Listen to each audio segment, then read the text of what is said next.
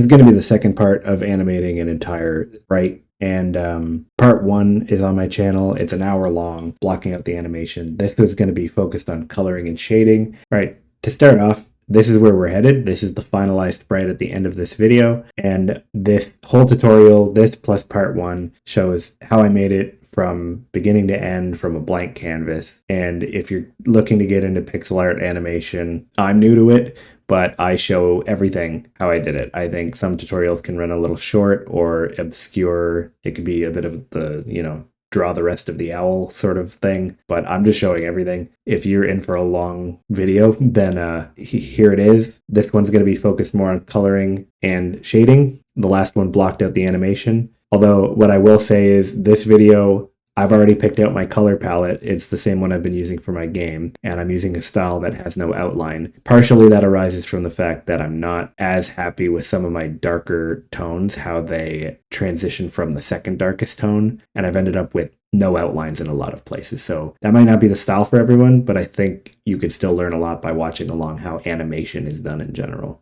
Right, in part 2, we're going to get right into coloring this skeleton and bringing it into the final sprite. I originally was going to put everything in one part, but that first one was getting so long that I just had to take a break, and I felt like coloring was enough of its own topic anyway. So I'm going to start with adding, we'll just do this on the first frame here, the colors that I had laid out at the beginning of part 1, what I think I'm probably going to end up with on the final skeleton, at least these 3 shades. I think going deeper than that looks very yellow, so I might shift a bit somewhere else to shade in the darkest parts. But to start with, we'll say the head is this color. We'll do the arm that way. Actually, we'll go a shade darker. I just like to keep them separate in terms of like blocking out the colors so that we don't get confused still. Like each of them will use the same shade ultimately, but just blocking everything in, like trying to approximate a color scheme for it, not necessarily what everything looks like finally.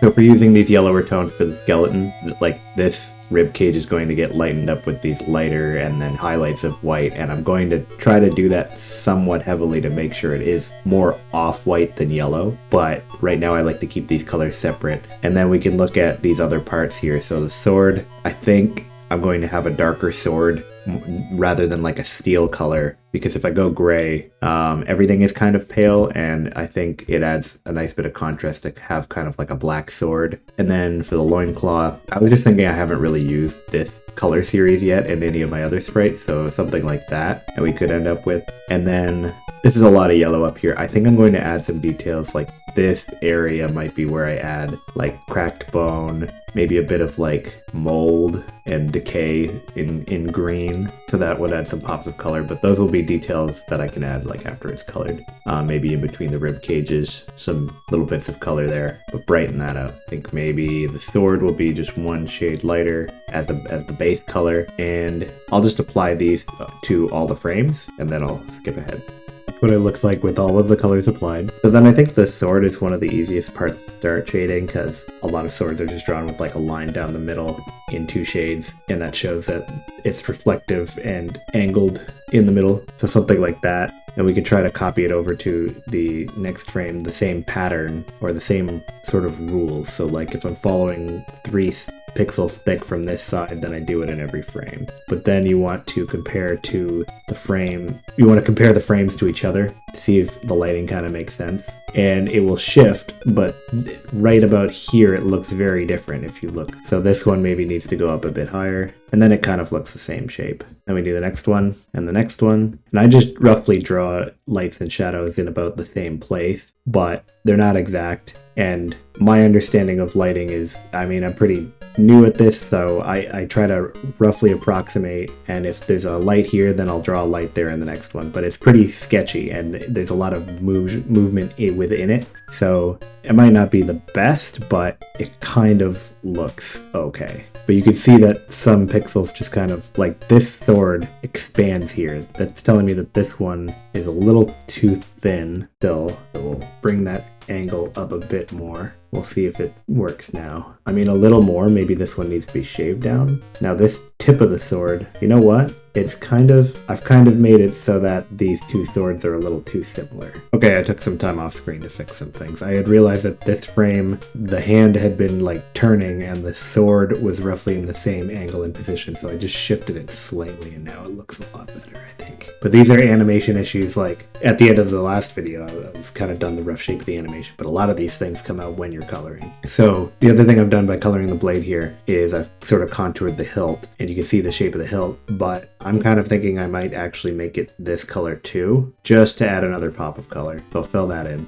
This just helps me see things I wasn't seeing before, like this handle pops out a bit too much compared to this one. Might be able to bring that down. What does it go into? Yeah, that should be brought down and maybe erased here. I think we're gonna get rid of these pixels of the hilt sticking out. They don't really seem to make much sense. Now you might see it through the fingers, but the fingers aren't even going down that far. But then another thing is on this frame you got the fingers, and then on this one, and this one, the hilt actually should overlap that top finger there. I'm gonna change that about the left arm. So I think this makes more sense, but you can see the left end of the hilt here doesn't seem to move in that frame. So if I bring that maybe either up on that one, or this one's fairly straight, so I don't know if I want to bring it down, but I can see if I can bring this part up. So that's better. You see the right end of the hilt kind of pops a little too much. Here I think is an okay transition, not great. Shape changes a little bit, then that one is too much. So then okay, we know which side of the sword is which, and we got the color of the hilt. We can separate the hilt from the handle with a darker shade too, because it's almost certainly going to be darker, considering the hand is completely covering it,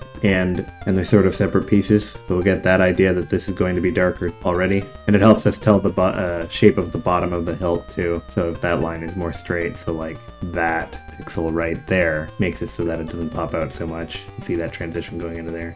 This left arm, what are we doing here? Oh yeah, the thumb is overlapping it a bit, and then I guess here it shifts. Maybe I should have that left thumb a bit thicker on this frame as well. There we go. So what we've really done with the sword is break one of these major pieces that I have on layers into smaller bits that show the form better, smaller pieces of form. And I think the next obvious one would be to do the rib cage, have separate ribs that, let's say I have 4 ribs showing, then I would need them to be consistent in every frame. And if they don't, they would look quite bad. So I want to block out those bands. And then another one would be the face.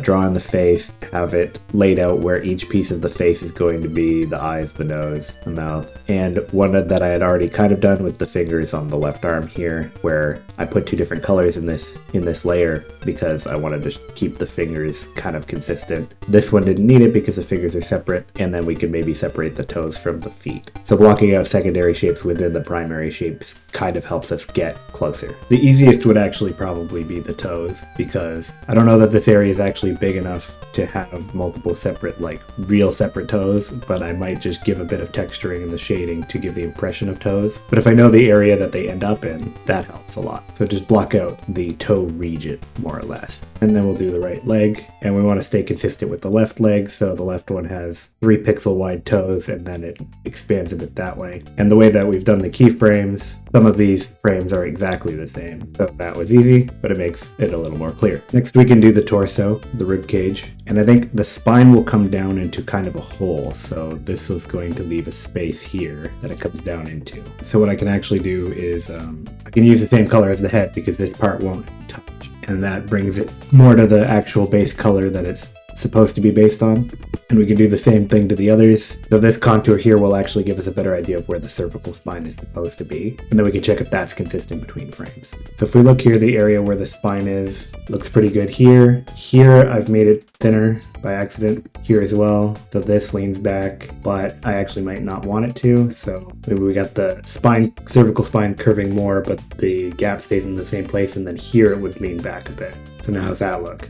That's looking better, except for the spine itself is a little thin on some of these frames. So here, I'll thicken that up, and maybe here. And then this is looking better. Then what I can do on the torso is just go one shade down and make stripes along the torso. So I'll start with the straight up one, and maybe I'll hide everything except for the torso. We'll do the first one 2 pixels wide on the bottom with a little bit extra on these corners, and then we'll go 2 pixels up and have this one right there. Then we got room for a little bit. Maybe I'll just have it coming out part way, or maybe like that. We'll have a part that's sort of not filled in, That gives more of an impression of a sternum. Maybe I can even draw it in. And then I just have to try to get it consistent on each frame. And I think maybe each of these sternums has to go a little bit to the left here, because it doesn't look centered. We'll fix that. And then we can fix these lines to make it look more like the curve goes into where the center actually is. This frame to this frame looks more like rotating than much movement, so I might draw the sternum in the same place, but actually have the point of it extended, so then there might be more shading on this that makes it look more like it's pointed, but generally in the same place. That kind of looks like rotation. It's not perfect, but you know. Okay, so I've done all of them. How does that look? That's okay. It gives a guide just for where the rib cage probably will be. That transition here looks a little strange.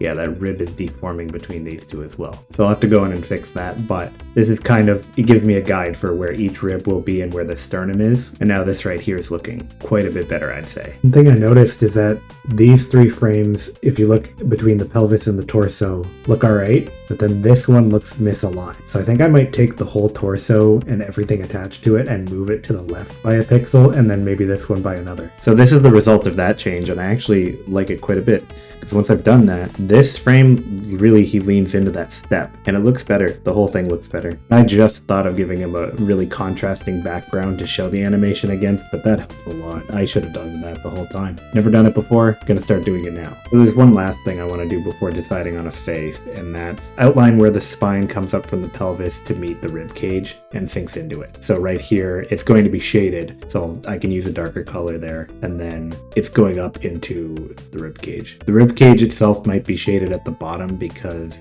I think on real rib cages this is more open and you can see it, but I want to leave it as part of the rib cage for now.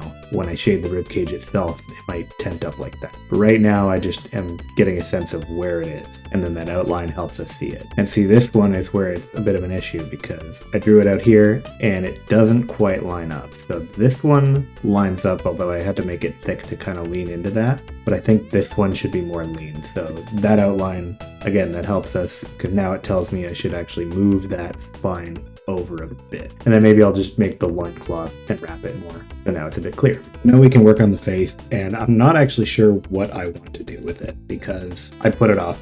I mentioned I haven't been doing this based off of sketches, which I should be doing concept art, but I haven't quite decided, because if you look at this guy, he's a smaller sprite. He fits into the same size as the other summonable minions like this and this, but he doesn't quite have the same proportions as the other humans I have. So this one here and that, his head's really big. I kind of was thinking that he was maybe not quite so human, and while I do need to be able to draw a good human, it might just save me in this case from making the perfect anatomy, but I still want it to be like recognizable as a skull. So we're not going to go too crazy with the face, but I'm not going to make it look superhuman. I kind of have the idea that these skeletons that are summoned by the necromancer, they don't necessarily have to be human. So if the proportions of that are a little strange, then that's okay. I think outlining the jaw and then outlining the nose and eyes is a good enough start. Kind of like this, just having a little bit of visual interest opposite the side of the sword. It's really small, but just balancing, adding details in places that don't have very many details. So I think before we add anything else and overcomplicate the face, the thing to do would be to make sure that the position of the jaw, the nose, and the eyes end up in every frame. And I think we got to be really careful about where we put them, because the face is the part that people will read mistakes the easiest on. It'll look really weird if it's not consistent. So we'll go to the second frame. The head is pulling back a bit. That eye would be like that, although it's turning, so it might shrink more than I'm doing. I'm not sure. Instead of shrinking the eye, because it's only slightly turned, we could close the gap between the nose and the eye. Let me do the other eye, and that looks okay, I think. I think I've got that. The jaw on this side will probably compress a bit so that it's 1 pixel wide instead of 2 on this side, and then we can draw it down from there. And it's 3 from the bottom, and we can just try to follow the same thing in each of the other frames. Now in this frame I'm going 1 lower, because from 3 to 4 that head tilts, so in this one I'm taking the right eye a little bit lower, and then we tilt even more. This one looks more turned than the other frame, so I think I might finally shrink that left eye a bit. Maybe we'll just put another pixel there to open up the nose from this angle. We'll just finish up these jaw lines. That's pretty good, I believe. That kind of illustrates that the head shape is changing a bit too much there, but it's consistent with these previous 3, so I think the 5th frame just has a bit too small of a head, even though it's turning. Might just want to bring in a couple of extra pixels. See, that's better. That feels smooth. A few other areas I can make the shape of each part clear, and that's around the joints. So for the right arm, we have this one long bone, and then there should be a joint here. And having a little lobe here gives it a bit more of a bone shape. This upper part might actually want to come down, and maybe this. But they both have that bit of bone shape, although this is maybe more hidden. We got this one, which maybe makes it clear that this is a little too thick. Then this extra space down here shows me that this elbow's a bit too thick. I think this is too skinny. That one looks right. And then this one looks okay. But the space here between the radius and the ulna goes all the way down, which maybe it doesn't need to, or maybe it looks a bit awkward that way. That looks better. And we never drew that space on any of the other frames except for the first and the last. We'll put that in. And what we can see here is the bottom here of that space right here shifts down by 2 pixels, but it stays in the exact same place when this elbow is pulled down, which means that this whole bone extends from here to here, which might mean that the hand is too high, right? So if we lower it, we get this, and that makes a lot more sense. Now this transition makes sense, and that one makes sense, and this one kind of makes sense as well. Or that one might need to be longer, actually. That works. And maybe just the bone itself around here changes shape a little bit, so we can bulk it up. See, this is looking pretty good. And then if we look at the same space over here, I did it very sloppy the first time. So we start here, it kind of extends a bit, stretches out, and then drops down. Maybe that's okay because you don't see all of it. Extends out, and that doesn't make any sense at all. So maybe something like this is a better guide for that, where that gap would be, even though it kind of changes shape a lot. I'll hide the pelvis, and I'll just hide the torso as well, and I'll draw around this joint on the right arm. And then we'll do something similar with the legs. Just give a bit of shading in between the thigh and the lower leg, just to separate the bone so we're clear where it begins and ends. Now I've done the same thing with the left leg, and I also changed. Now I've done the same thing with the right leg. And I also changed what I did with the left leg just a little bit, so that on this first frame, the shadow looks a little differently from the third frame because they shift by about a pixel, but it was a bit hard to read. So the shadow can help show that the perspective changes, or that the angle of the leg has shifted a little bit as well. So that's another advantage. So there's still a few animation tweaks to do. Like if you look at these, right where the left leg meets the pelvis, in these first 3 frames, we lift the leg and the pelvis is starting to rotate. Then we pull it back a bit and we're lowering the leg at the same time. But then here, while it's down, the pelvis is moving and the leg is not. So I didn't want the left foot to slide around, but where the pelvis meets the leg, it needs to shift a bit, and then it pulls back even more without being reflected in the animation. So the foot can stay in the same place, but we're going to reanimate this leg. And then if we look where the right pelvis meets the right leg, right there, it doesn't really match either. And then when it lifts, it's fine. But I think these ones where it was stationary, where the foot is stationary, I didn't account for the top part of the leg moving. So I'm going to quickly fix that. I've done it already for the left leg. I'll just show how I did it on the right leg, which is if this is moving right here farther to the left and it's pulling on this joint, then it's going to pull at the knee, but then this is going to act like a lever. So we'll just shift this part only. I need to get in the right layer. So it's just basically going to shift this part, and the angle of the connection here will change. And then for frame 1, we basically have the same thing. And I'll just erase that pixel right there and see how that looks. Now it's leaning into it more. So now I think it would make sense to separate the fingers of the right arm because they've never really looked good. And I need to know exactly where they're placed. I'll just alternate colors like this. I think it might make sense actually to draw the shape of the palm first. Make sure that's consistent. Now that palm looks kind of consistent and I can draw the fingers off that. And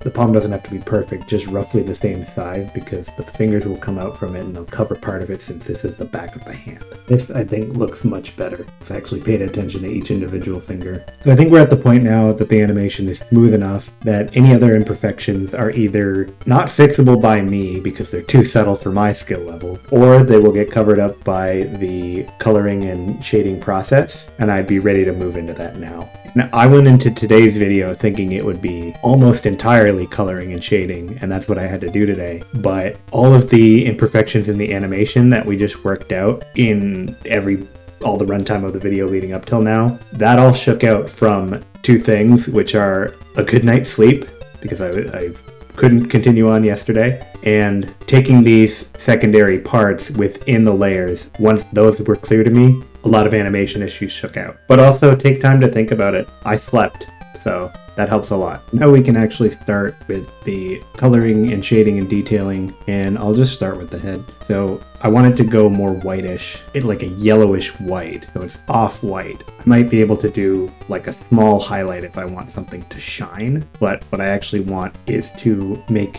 a lot of it very white. So maybe like a third of the entire volume will be the lightest shade, and then the whole thing will just be whiter. So generally kind of like a circular, but not perfectly circular, highlight or so. But then that's where the main part of the light is. But then it sort of spreads out, and I'll just thin out some lines around, especially something that's a circle like a head like this. And then we can look at other parts like the nose, where the nose bone is, even on a skull where there's no cartilage, would stick out a bit. So that might lift up a bit, and maybe there's a ridge here, we could say. So this could look pretty good. Maybe we have the teeth right here. We can make them white. I'm not sure if that's a little high. We could try and just compare to see how this looks if I brought this down. I think that's actually a little more reasonable, but if I'm going to do that, I'd probably immediately go and apply that rule to all of the other ones. So now we have our teeth in there. Then I can just go on ahead and add the same kind of white top to all of the other frames of the skull. Okay, and then what I like to do for areas like the jaw is it's going to be shaded, it's internal, it's inside the mouth. So I'm going to have it be darker close to this, where it's overshadowed by the top part of the skull, at least this much. That shadow is going to be bigger. But now what we can do is actually lighten up around the edges here, and we're free to use this color again, because it's not going to touch the top part of the skull. We can play around with that and shadow, maybe make this part a little wider here, and just play with it until we have full jawbone. Might look okay like that. Maybe on the sides, just have it transition with that middle tone, and could even put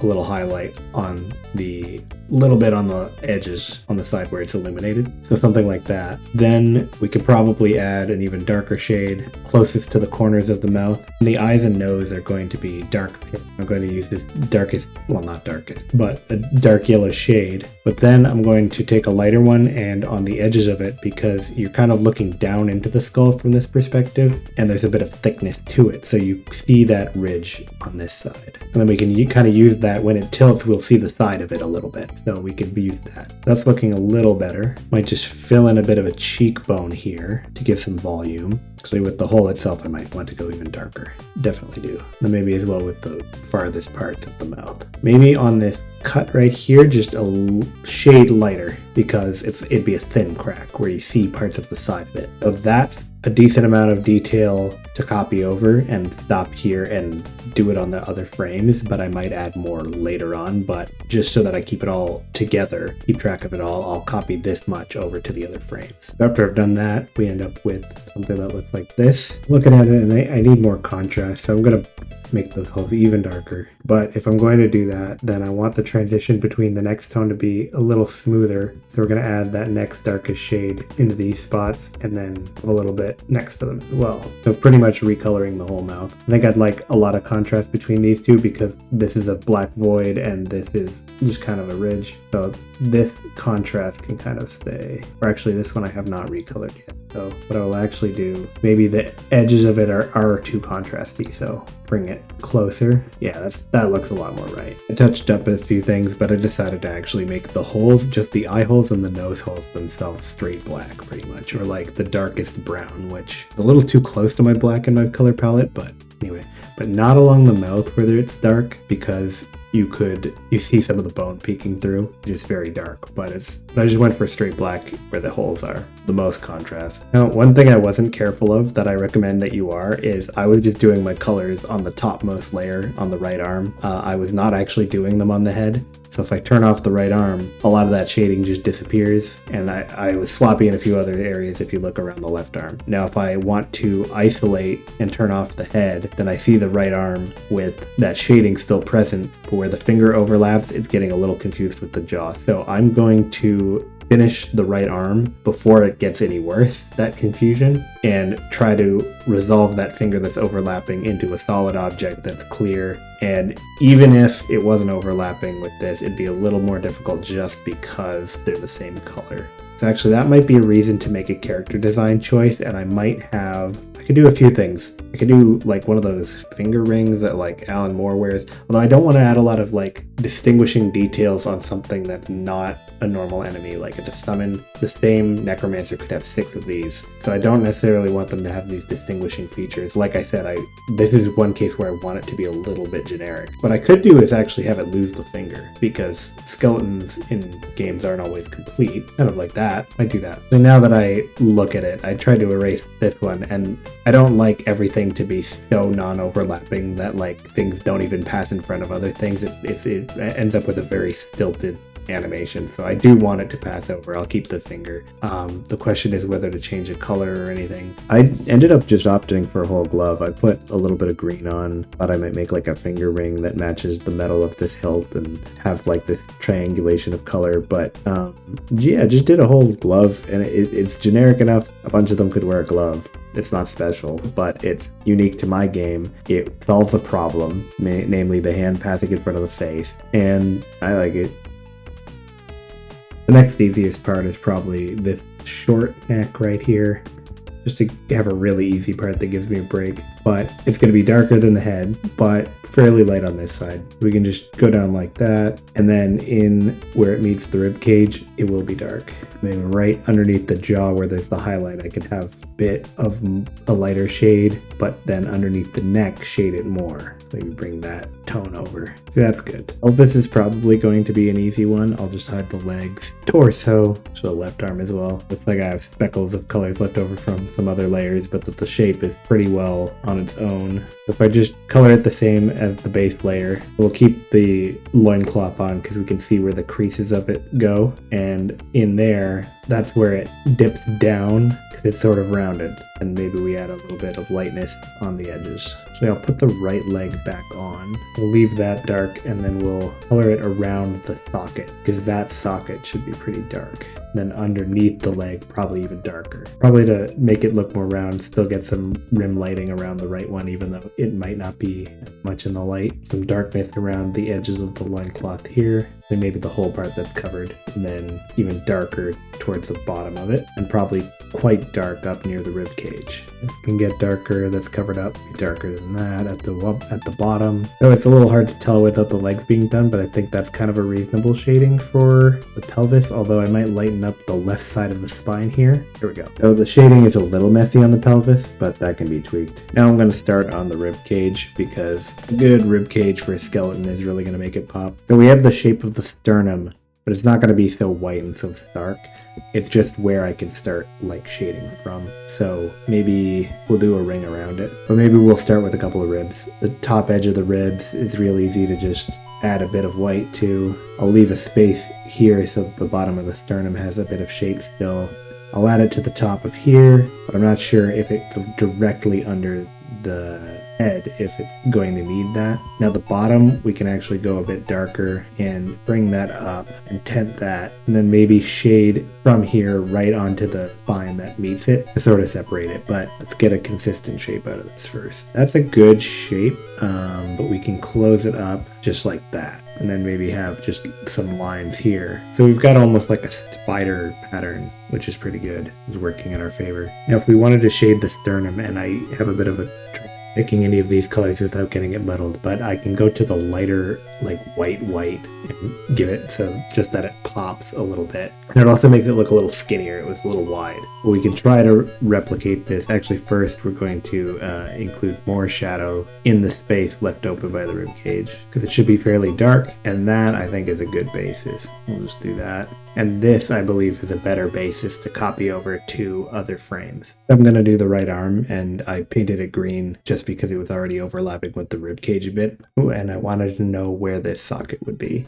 Right away, I think I want to go this shade. It's one shade darker than anything here on the rib cage, and then maybe behind the head, that just for the shoulder blade, and then this is the arm, but I had included the shoulder blade originally. And then for the arm itself, we can start with the base tone, but maybe only up where that base tone doesn't touch here, and that helps us resolve the arm from everything else. and then we can take a step down here, actually maybe even one more step down just around where it's covered up a bit, and that'll give some definition to the arm relative to the rib cage. Then maybe we shift this mid-tone more towards the center, or as it comes forward, we can just fill out the whole thing there. Because if the light's hitting from this side, then it's going to hit the front of this arm here a little bit, but we can go even a little higher and highlight that. We can highlight a little bit of it so that overall it looks like this. And then we can take the base tone back to this part of the arm. Maybe take the same level of darkness as inside the mouth here for this gap and the elbow and see how that looks. The elbow's a little bit dark. Maybe just around the part that's most obscured by the top part of the arm here or by the bend, we darken that up a bit. And also the inner parts of this line. So we may be going all the way up to the glove because that might overhang a bit and shade it. And then this we can do a few pixels of light. Then I'm thinking transition out of the darkness here with just a little bit darker to border it, and right underneath the hand, then maybe some highlights where it's in the light. I think I'm going to go darker close to the hand. And yeah, even darker on the opposite side. I think this dark space looks a little too big, so I think I'm going to just lighten it up with a bit of an elbow there. Maybe take the whole thing up. I think that's looking pretty good for an arm. So I just roughly applied the same pattern to each frame of the arm. One thing I do want to call attention to right here is I added a little white highlight horizontally because this space all being one color just stood out a bit, and you can break stuff up like that with texture. So I'm imagining this being a bone that's sort of rounded and highlighted here. And then moving on to the left arm, it stands a little more far apart from the body because it's behind it, so it doesn't overlap the rib cage. So it's easier to put on a base layer and then still see the shape of the rib cage. But what we're going to do is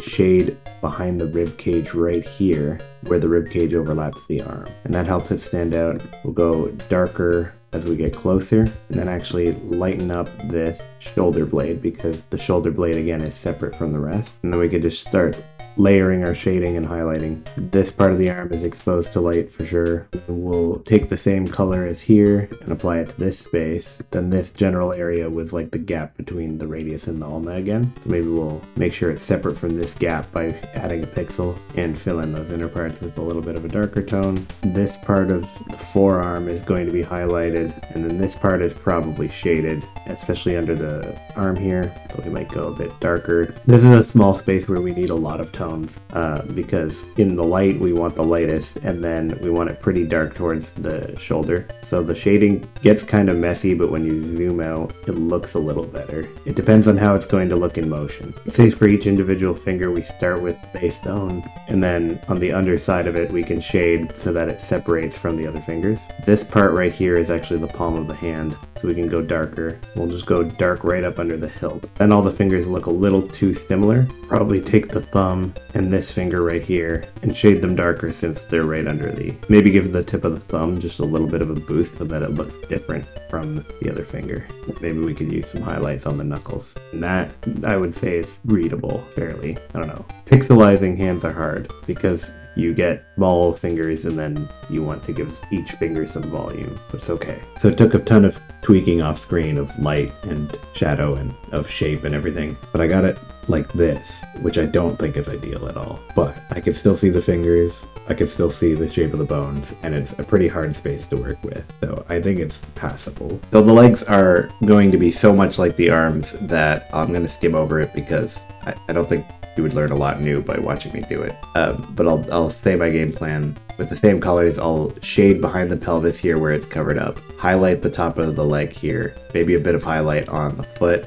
We only have 4 pixels for toes here, so I'm probably going to try to work in some different colors or just like stagger the lines like this to give the impression of toes, and use the joints here, kind of color them the same as these joints, and add a bit where the foot meets the lower leg. And that's really it. It's less complicated. I'm not adding the gap between the leg bones here, like the gap between the radius and the ulna, and I'm just gonna work ahead and do that, and then we can skip right to the sword and the loincloth and then work on finishing touches. So I've done the legs. They're not perfect. They're hard for a lot of the same reasons as the hand. See, if I really zoom in, the toes are kind of a mess, but within 4 pixels to make sure that they were different, what I've done is kind of just make them a grid and staggered them so that we can do darker on the bottom where this has a pattern and this has a pattern, but we got the highlights up the top, and then it still looks like there's almost like a line down for the line where the toes start, and here as well. But it's a bit of a mess and it's hard to resolve. So for the loincloth, we're not going to go super complicated. I'll just go a shade down and make it darker around here, and then down pretty much everywhere that this part of the pelvis covers, and just kind of make it a little more circular around the spine. I think that's all a natural thing to do.